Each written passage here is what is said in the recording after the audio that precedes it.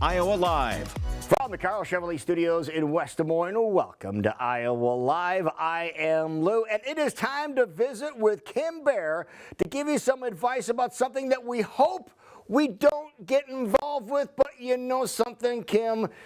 Chances are real good eventually somebody's going to get into a fender bender. Yes, yes. And hopefully it's not a bad one. But almost all of us have had a car accident, and so there are some things that if you just know ahead of time, it's just kind of in the back of your head, it's so, it's just so helpful because then you know what to do. You're not sitting there going, oh my God, what should I do? Okay, what are some of the most common questions?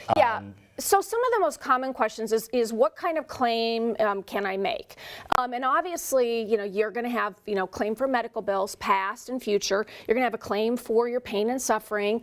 Your spouse or your children might also have a claim for what we call loss of consortium. Really? And what that is that the fact that if you're not able to do your household chores, you are in pain, so now you're grumpy and they don't want to deal with you. You can't go on bike rides with them. So it's kind of how did it change your relationship with your children or with your spouse? Really? Yes. So we do have that claim in Iowa as well. Okay, and what's that called again? A loss of consortium. Wow, Yes. I've never heard of that before. Okay. And then the other thing that I really wanted to highlight today, we used to tell people, if you've been in a car accident, you have 2 years to file a claim, because that's the statute of limitations, and that's still true.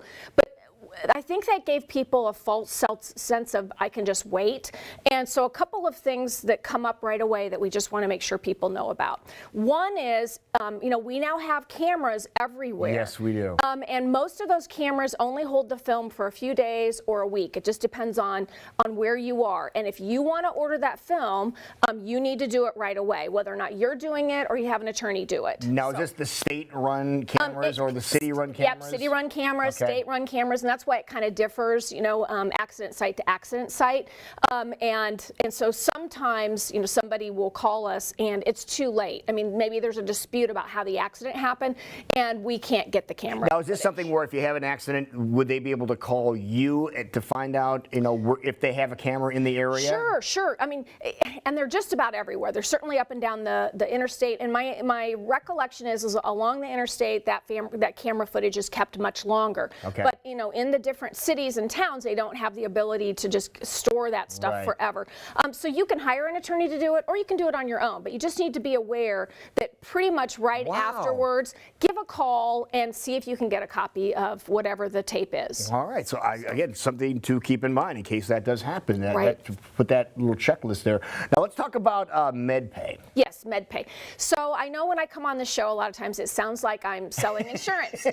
I'm not, but it is very important. Pull out your own insurance policy. And a lot of people, when they come in to meet with me and I say, can I see your insurance policy? And they say, well, I didn't cause the accident. Why should we look at mine? Yeah. And the reason for that is because there's two types of claims that we would make on your own policy. The first one would be MedPay, and that's an additional benefit that you would have paid for. And most people don't even realize whether or not they have it or not. Sometimes it's $1,000, sometimes it's $5,000. I've seen it go all the way up to $50,000. Wow. And that's an amount of money that we can use to pay your medical bills. We can also pay your out-of-pockets, your co-pays, and in this world, there's a race to get the co-pay money or to get the MedPay money. The ambulance wants it, physical therapists want it because they get paid dollar for dollar.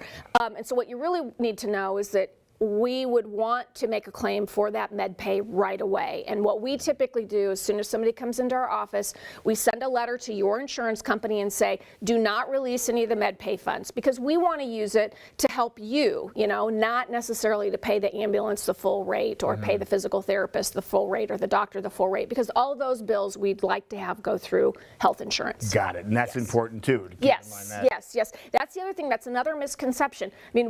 When you are being treated, you want to make sure that you give everybody your health insurance card and that we have it go through health insurance. And the reason for that is if you have a $10,000 bill and it's paid by health insurance, maybe we only have to pay back $3,000 or $4,000. If you don't have it go through health insurance and they just hold it, number one, they might start sending it to collections. But number two, when we settle your case or we get a verdict, we have to pay back the full $10,000. Wow. So it just makes a huge difference about how much money we can put in your pocket. Okay, something else to keep in mind too while you want to touch on cell phone records. Yes, so cell phone records, another thing that has a limitation. Typically, I know with regard to, I think it's Verizon, it might be US Cellular as well, we can only go back a year to get cell phone records. So if you've had an accident and you're coming up on 7, 8 months and you haven't contacted an attorney, you might want to do that because it's probably worth filing a lawsuit just to get the other person's cell phone records. And we have to do it using a subpoena, which means we do have to file a suit. But if you think the other person was on the cell phone, we need to get those records before a year because otherwise we won't be able to get them. Yeah, and one other thing I want to touch on quickly, how are you going to pay for this? Right. A lot of times people come in and they say, well, I want to hire an attorney, but I don't have any money. I haven't been able to work. These cases typically are handled contingency fee, which means you're not going to pay an attorney anything until they recover some money for you. Okay. And so if you already have an attorney, give them a call. They'll know what a contingency fee is. If you don't have an attorney, we're always happy to help as well. And how can they get a hold of you so you can help? Yeah, so just give us a call at 515-INJURED or 515-279-2000. All right, great information again, Kim. Thank you so much for being here, and we will be right back. This is Iowa Live.